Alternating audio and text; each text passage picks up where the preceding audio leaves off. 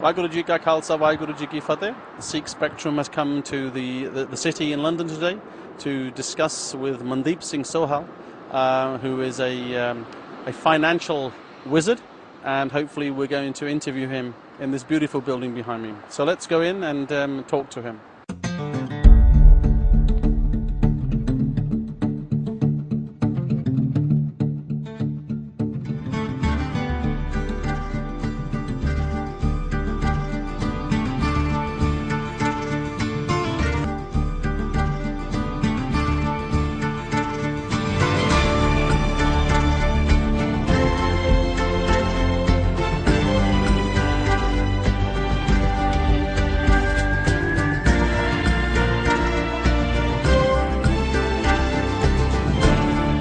Waheguru Ji Ka Khalsa, Waheguru Ji Ki Fateh. Today we've come to the financial centre in London, and it gives me great pleasure to introduce Mandip Singh Sohal, who is actually a Chief Compliance Officer, as well as the Finance Officer and the Company Secretary. So first let's do Fateh with Mandip. Mandip, Waheguru Ji Ka Khalsa, Waheguru Ji Ki Fateh. Let me welcome you to the show. Actually, it's probably one of the most beautiful buildings in terms of views from an office, as we've got the Shard right outside and the Tower Bridge behind me.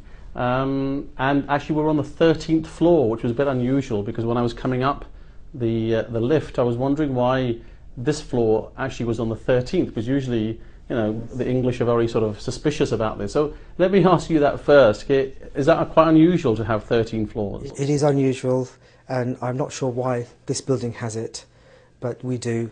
And I think maybe the other reason could be because my birthday is also on the 13th, so there's some kind of connection which I feel working on the 13th floor. Oh, okay. It's because I've caught planes and I've been in hotels, and usually there's a big issue about 13. But hey, I thought that was quite unique here. So, Mandip, let's talk about your growing up and where your education, which university you went, and so on. Why don't you give us a bit of a profile about yourself? Sure. I mean, I was born in Kenya, Mombasa, and this was before the independence of Kenya. And when Mombasa, Kenya became independent, our father, we decided to go to India and not to stay in Kenya. And we went to India when I was probably about 5 or 6 years old. We stayed there for 6 months or 9 months, and then after that we came to the UK.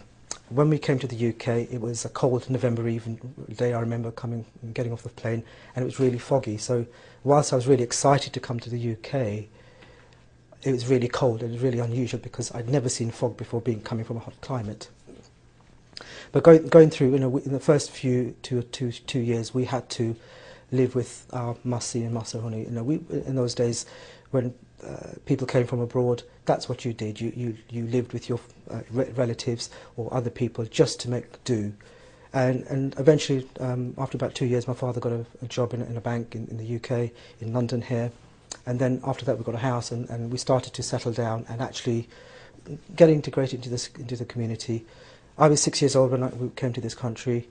We started at infant school locally in Hayes. That's where I used to live, and going on to the follow-on schools from there. Now, the 1970s, at that time when we came into the country, where we bought the house, we were one of 2 Asian families on our street, and I was one of 2 Asian Sikh boys, Bagwali Sikh boys in the school. So as you can imagine, it was quite unusual for someone like me to come there to see. Actually, it's very strange. So let me ask you, so when you came from India, you were 6. You got any brothers or sisters? I have one brother, one sister. My brother was actually born in this country, and my sister was born 1 year after me in Kenya as well. So they're both living here as well, and they're working and doing their own thing as well at the moment. So did you go to school, and just starting from that then? So you must have been one of the first Sikh boys in your primary school? That's right, one of the first Sikh primary boys in my primary school, and also one of 2 Sikh boys in the secondary school. And that carried for many years. And because of that, obviously you can imagine there's a lot of people asking questions, wondering, when I went to secondary school I tied a bug for the first time, and people used to ask me, what is this? And people didn't understand, and also at that time there was a lot of misunderstanding in the English community, and being the area we were, there was a lot of racist attitudes. I don't know if you remember the old National Front Party, the predecessors of the BNP, and they used to be very strong in our area, so a lot of times, you know, my bug's been knocked off a few times, I've been bullied. So, you know, all of these things I've experienced, I know what this feels like, and I've been through all of these. But at the end of the day, you've got to realise that it's going to happen, but you've got to pick yourself up and just carry on and get on with it.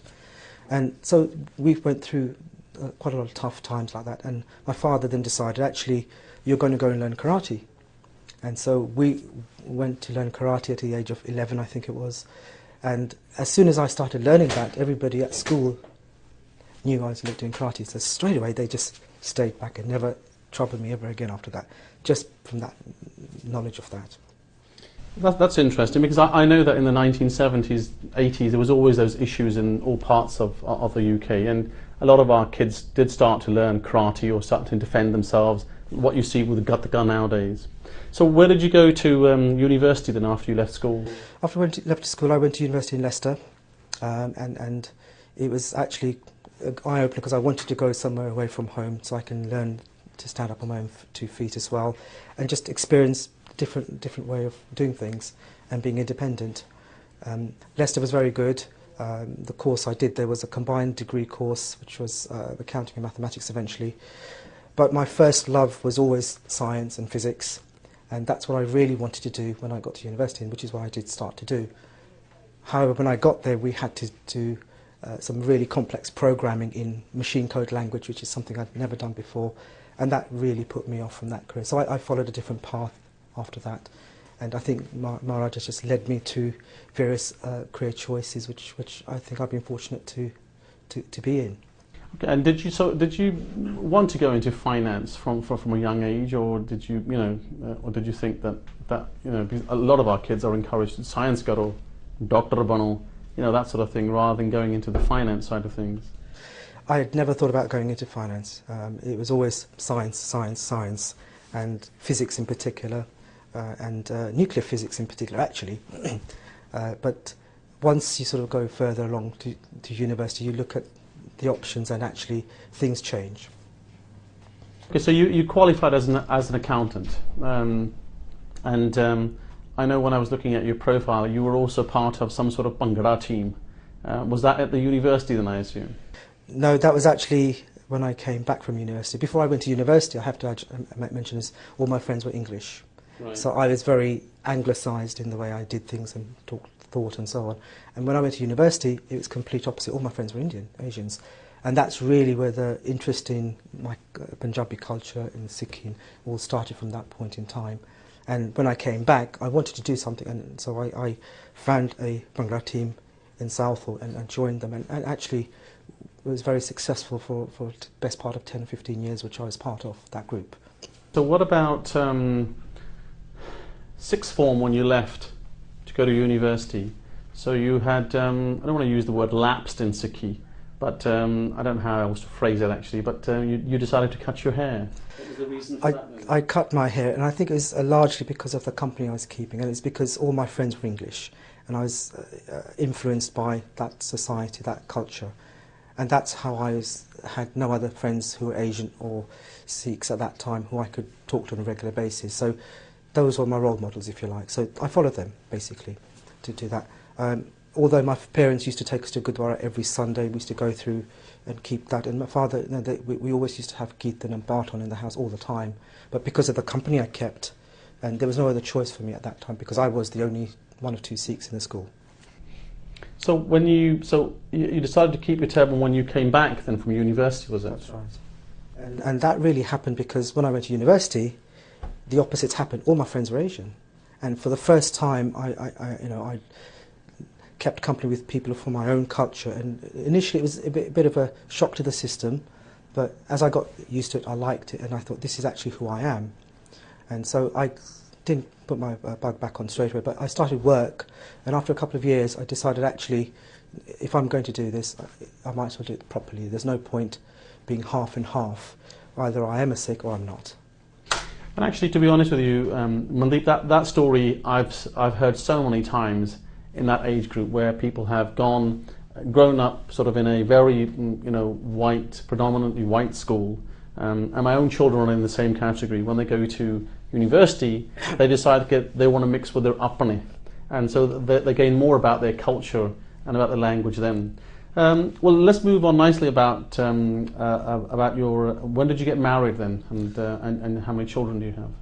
I got married in 1992, and my wife is actually from India, and her parents they were here. Her father and parents were here because they used to work in the civil service in London here, and they extended their stay for several years. And the girls, my sister-in-laws, carried on studying as did my wife. I've got 3 children, 2 boys and a girl, and they're at school age at the moment, so they're going through GCSEs. The eldest is starting GCSEs now, and hopefully he will progress going further forward. Okay, and so what I know that you there's a charity that an incident took place in your family where you set up a charity for called the Sharpe Singh Charitable Trust for Kidney Patients. What was that in aid of then? Well, my brother-in-law, my wife's brother, he passed away at a very young age, at the age of 28, diagnosed with kidney failure. He had a kidney transplant, which after 2 years he caught an infection, and he just actually passed away. And that was actually very painful for the whole family. And so going on from that, we decided actually we should do something in his name, in his memory. And I helped my father-in-law to set up the Sharpe Singh Charitable Trust for kidney patients, to help kidney patients in India or places where they don't have resources, to help them to get operations, to help them go forward and just try to live normal lives. And it's run, and it's not a very big charity, it's a small thing, family-run charity, and we just get a few requests coming in all the time, which we can handle and manage at the moment. Yeah, I think that's great. I think more Sikhs have started to do that, where they do it, for example, in their villages or a link that they have. I think that's great work. Let me ask you then a question regarding this word called Toastmasters, which a lot of people may not know what it means. And I know that you're a former member of the Toastmasters, so why don't you explain what that is actually? Well, that's interesting you ask that. I mean, when you say Toastmasters, people normally think it's these people who stand on the town centre and do crying out, yo, yo ho, and that actually is a form of Toastmastering. But the form of Toastmastering that I did is actually a public speaking club. So you go there, learn public speaking, you go in a friendly environment, and they help you along with your speech and the sort of the art of public speaking, if you like. And it's a program that you follow. It's a structured program that you follow over a period of 10 speeches, after which you get a badge and you're evaluated formally. So why did they nickname you Super Mandip? That's also very interesting, because when I went there, I volunteered to become a member of the committee. So I took on the vice presidency. I became the treasurer.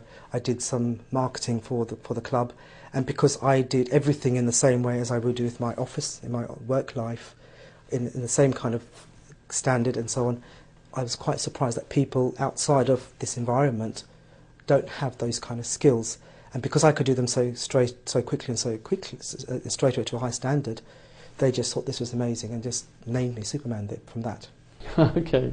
Actually, I want to talk about the work that you're doing at the moment. I mean, you work for, as I've already mentioned, that you're the CCO, the FO and the company secretary, but it's for the First International Advisors LLC. Why don't you give us a little bit about the company that you work for now, and exactly what it does, and sort of what, you're not an accountant, are you, as such? So what is it that regarding this company, and how long has it been trading and that sort of stuff? I am an accountant by qualification, but as you said, I do very little of that nowadays. The company, what we do, we are a fund management company, so we manage client assets, and largely our clients are pension funds, mutual funds, unit trust type of vehicles, and large corporate pools of money. So that's all we do. And we're different to other type of fund management companies in that we only look at what's known as fixed income securities, i.e. debt instruments. So where companies issue loan stocks, loan notes, we invest in those type of instruments. This is different from stocks and shares, what people normally go and buy on the stock market. So it's a much more specialist area, and there's a lot more mathematics involved in the way we calculate our returns and so on. And we are registered with the Financial Services Authority in the UK and also in the US with the Securities and Exchange Commission. So my role here as a compliance officer, and I'm registered with the FSA to do my role, is to make sure that we comply with the financial rules of the regulators in the UK and the US, internal company policies and guidelines, making sure that we comply with what the client wants us to do. So I'm checking to make sure the people out there who are doing the trading, that they're trading within the guidelines set by the client, so we don't breach any of their contracts. So that's part of the role of what I do. And being a multifaceted role, it allows me to get involved in other areas such as systems implementations, where I can advise on when we take on new clients. I get involved in that part and just I can advise on how we can market to people and so on. So, I mean, you're one of the largest banks in the States, aren't you? The company First International Advisor is a wholly owned subsidiary of Wells Fargo Bank, which is the largest bank in the US by market capitalisation, stock market capitalisation. It is the fourth largest bank by number of assets they have. It is one of the what I would call one of the big four US retail banks. It has 300,000 or so employees and something like 76 million customers worldwide. Yeah, I mean, I think it's it's obviously got a lot of assets. But previous to this job, you also worked for a Jewish family, I think, that you'd mentioned. I mean, what was that? Which company was that? This was it was a private family company for the Rothschild family, which is one of the wealthiest families in the world. And I had the fortune of working with them for 10 years. And working there was actually an eye-opener and a real experience, because it gave me insight on not only how they do business, but also the types of structures and schemes and plans that they put in place to make things work effectively and efficiently, and also giving them a real insight to how the Jewish community does business. So I have very good experience and first-hand experience of how they work, and it's something that I would never have got any other way. Right. Okay, let's move on to some questions about on the Sikhi side.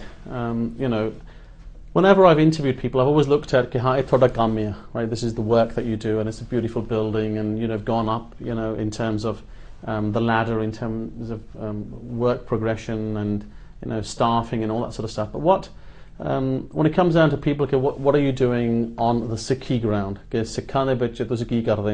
So, what are you? Give me some sort of idea. I assume you're not involved in the local Gurdwara politics, being so busy and so on. Is there something that you do for Sikhs or not? Have done in the past. I've been involved in very early on, maybe in my sort of career or my life. We started getting involved in the Simran group at the Gurdwara in Hounslow. Every Friday we used to go there and help the kids there, just to mentor them and bring them up and just try to take them further forward. From there we started the same kind of thing at my local Gurdwara in Harrow, and we started a Friday Simran for young children, just to do a basic Simran and try to do donations that we've tried to do with them.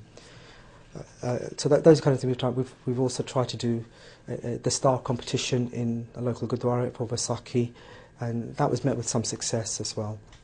So there's always things that I'm trying to do like that, but with a family and things like that, of course, there's the amount of commitment you can give and time you can give is always going to be restricted. Talking about Simran, I mean, I know there's one project that you are involved in, which has only recently started, called Simran in the City project. Why don't you explain what was the reason for starting that Simran in the City project? Simran is very important to me, and I've always done Simran and my Nithanem, and it's part of my Nithanem which I consider. So I've always wanted to do Simran in the city, so I always thought actually it would be really good to get professional Sikhs in the city who may not have contact with this, to start a program here, just doing a very simple and basic Simran, just to get them interested, getting them connected to each other. But it's just to get the professional Sikhs in London to do Simran once a week, maybe in the heart of London, the financial centre of London. It's just something that appeals to me, really. And so where do you do this Simran then? Surely not in the offices.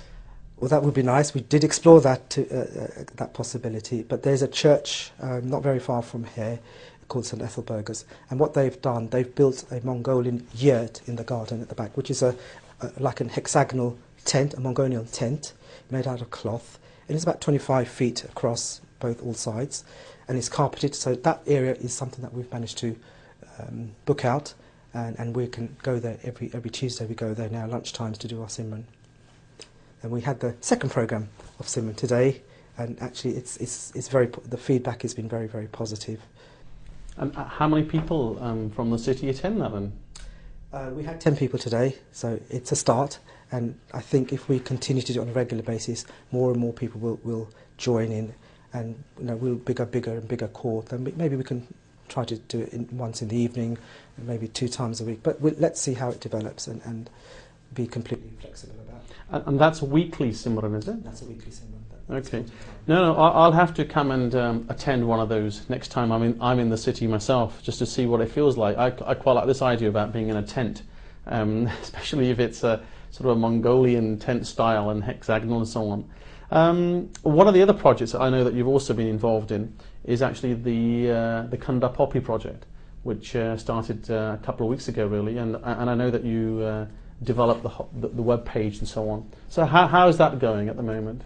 It seems to be going very well. We've had a fantastic response from the Sangat. Poppies that we've put on and been advertised, people have been buying them, and we're running short of poppies. We've also had some very good comments, and people calling from Holland and asking for poppies, for example. There's been one Englishman who's been on the website, and he just came back, and after he's read all the sacrifices of the Sikhs that in the First War, he just put a simple line, "Thank you."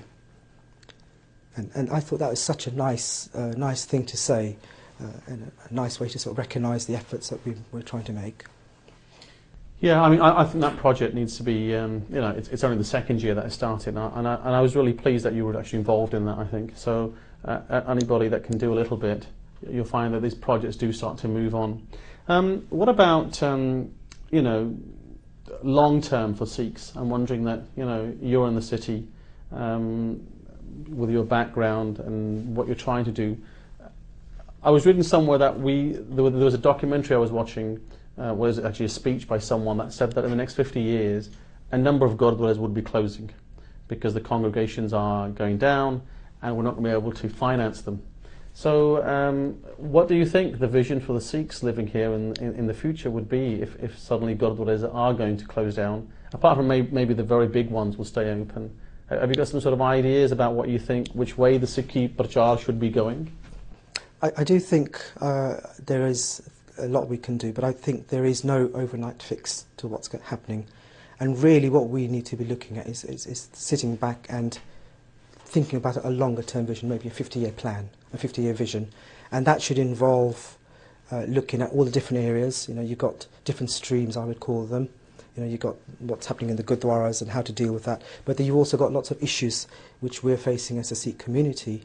And those are not going to be solved overnight. And we don't have an infrastructure that can actually deal with them effectively. So there needs to be a much broader vision that maybe a group of professionals, a group of analytical thinkers can sit back and just bury themselves away and come up with some kind of vision and a plan to take that forward. The other side that I think people will find is a lot of Sikh organisations and Gurdwara have problem with funding. And the models that we use in funding currently, they're fine up to a certain level, up to a certain number of sangat, but after that they don't work. And so really we need to think about a sustainable self-financing model that can finance a vision that we can put in forward. And it's something like that I think we need to be looking at and developing and thinking about. For example, what's wrong with, we're looking at Sikhs in the community, and maybe we need to go back to our basics and decide and think, what as Sikhs should we be doing? And we all talk about the issues a lot, which is right and proper. But do we go back to the basics and think, what is the message that Guru Nanak Dev Ji gave? And the message is it just for Sikhs or is it for the whole of humanity? And if it is, then we as Sikhs, what are we doing to promote that? There was a conference of World Religions, the very first one, which was held in Boston, probably around 20 years ago now. And सारे उठे बैठे सारे प्रचार करते सिक्खी तो अपने religions वास्ते धर्म आते.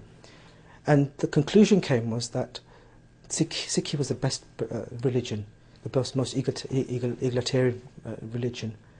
But it's in the hands of the wrong people. ਜਿਹੜੇ ਗੋਰੇ ਕਹਿੰਦੇ ਜੇ ਸਾਡੇ ਹੱਥ ਵਿੱਚ ਹੁੰਦੀ ਸੀ ਸਿੱਖੀ ਅਸੀਂ ਸਾਰੀ ਦੁਨੀਆ ਵਿੱਚ ਪ੍ਰਗਟ ਕਰ ਦੇਣੀ ਸੀ ਸਿੱਖੀ.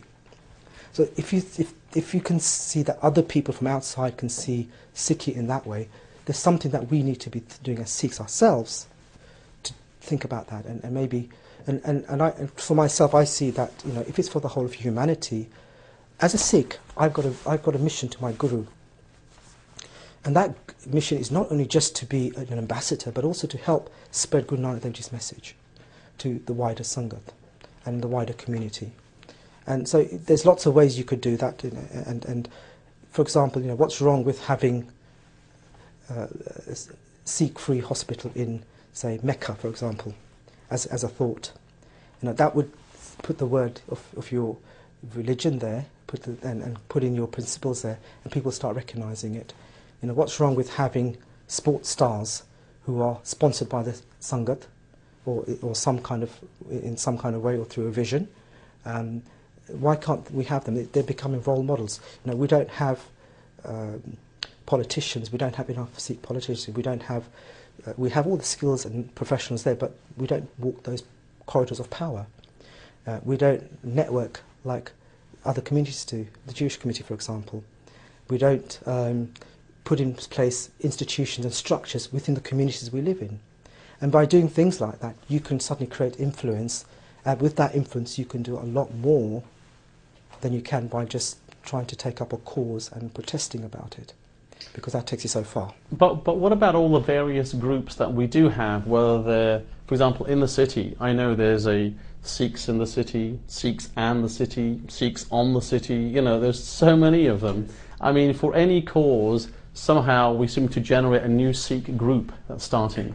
I mean, there is so much of that happening, I think. But I don't really, I don't know how to sort of put them all together so that they could all work collectively. They've all got their own little agendas. I'm not sure how, you know, from 50 years from now, what I could really say would help unless we can all sort of at least come on one platform. Do you think there's any chance of Sikhs getting together rather than, you know, setting up their own little groups and causes and so on? I don't think we can ever actually stop that, and I think when people do that, they're doing it because they have an interest, they have a need and desire to do something, and they should do that. And I think we should encourage people to do that, because some people will do things and they will do it really, really well, which I couldn't do, for example, at a level I couldn't do, or you or anybody else. And so those kind of things, we should let them run, and they become little gems. But I think if you're looking at a longer term vision, then really you can create, you know, from my experience of building companies from a small level to a large level, you always get to a point where there's a critical mass. And when you get to a point where there's a critical mass, it allows you to suddenly influence other groups and people and start creating a following almost behind in your trail. And that's a kind of movement we've got to do. I mean, there needs to be some kind of what I would call a paradigm shift in thinking in Sikhi itself, how we can take it to the next level and just move Sikhi along. Actually, that's an interesting word you just used, or a phrase I should say, the paradigm shift. I mean, actually I'm not sure that most people actually even understand what you just said, because the only reason I understand it is because just a couple of weeks ago I was studying that, looking at how people are perceiving others as opposed to how I look at them. And there was a good YouTube clip about explaining that concept. Maybe you want to elaborate on that a little bit. Let me explain what I mean by that. Back in the Middle Ages, everybody thought the world was flat. And if you went far enough, you would fall over the edge. Now, everyone thought that, so nobody would venture beyond certain borders or go and sail past certain points, because they were so scared of falling off the edge of the world and they'd go into oblivion. Until Christopher Columbus came along, he sailed across all the way around to the US, to the Americas. He proved the world was round. That suddenly changed the way people thought about the world. Now, that's what a paradigm shift is. And I think, from what I see what's happening, this is my only personal opinion, from what I see that's happening in our dharam, is that we are looking at the world, it's still a flat world. We've got to move on to the next stage where we discover the world is actually round. And that's what I mean by paradigm shift. There needs to be a change in thinking. something, a trigger, will cause that to happen. So we're going to finish the program now, and I want to thank Amarjeet Singh for sharing his views and ideas with us, and I hope it's been interesting for the Sangat to listen to. So with that in mind, Amarjeet, let's both do Fateh. Waheguru Ji Khalsa, Waheguru Ji Ki Fateh.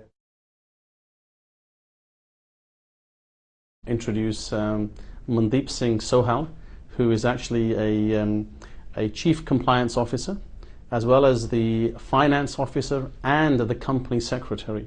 So first let's do Fateh with Mandip. Mandip, Waheguru Ji Ka Khalsa, Waheguru Ji Ki Fateh. Let me welcome you to the show. Actually, it's probably one of the most beautiful buildings in terms of views from an office, as we've got the Shard right outside and the Tower Bridge behind me. And actually we're on the 13th floor, which was a bit unusual, because when I was coming up the lift, I was wondering why this floor actually was on the 13th, because usually the English are very sort of suspicious about this. So let me ask you that first. Is that quite unusual to have 13 floors? It is unusual, and I'm not sure why this building has it, but we do. And I think maybe the other reason could be because my birthday is also on the 13th, so there's some kind of connection which I feel working on the 13th floor. Oh, okay. It's Waheguru Ji Ka Khalsa, Waheguru Ji Ki Fateh. The Sikh Spectrum has come to the city in London today to discuss with Mandip Singh Sohal, who is a financial wizard, and hopefully we're going to interview him in this beautiful building behind me. So let's go in and talk to him.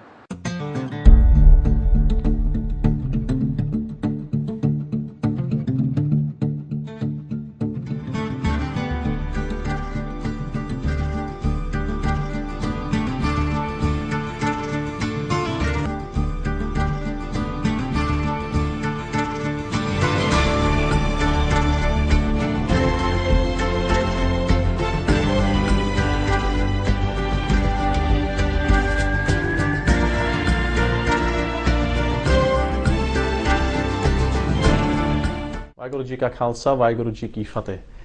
Today we've come to the financial centre in London, and it gives me great pleasure to... was born 1 year after me in Kenya as well, so they're both living here as well, and they're working and doing their own thing as well at the moment. So did you go to school, and just starting from that then? So you must have been one of the first Sikh boys in your primary school? That's right, one of the first Sikh primary boys in my primary school, and also one of 2 Sikh boys in the secondary school, and that carried for many years. And because of that, obviously you can imagine there's a lot of people asking questions, wondering, when I went to secondary school I tied a bug for the first time, and people used to ask me, what is this? And people didn't understand, and also at that time there was a lot of misunderstanding in the English community, and being the area we were, there was a lot of racist attitudes. I don't know if you remember the old National Front Party, the predecessors of the BNP, and they used to be very strong in our area, so a lot of times, my bug's been knocked off a few times, I've been bullied. So, all of these things I've experienced, I know what this feels like, and I've been through all of these. But at the end of the day, you've got to realise that it's going to happen. When people came from abroad, that's what you did. You lived with your relatives or other people just to make do. And eventually, after about 2 years, my father got a job in a bank in the UK, in London here. And then after that, we got a house, and we started to settle down and actually get integrated into the community. I was 6 years old when we came to this country. We started at infant school locally in Hayes, that's where I used to live, and going on to the follow-on schools from there. Now, the 1970s, at that time when we came into the country, where we bought the house, we were one of 2 Asian families on our street, and I was one of 2 Asian Sikh boys, Bagwala Sikh boys in the school. So as you can imagine, it was quite unusual for someone like me to come there to see. Actually, it's very strange. So let me ask you, so when you came from India, you were 6. You got any brothers or sisters? I have one brother, one sister. My brother's actually born in this country. And my sister... Because, I've caught planes and I've been in hotels, and usually there's a big issue about 13. But hey, I thought that was quite unique here.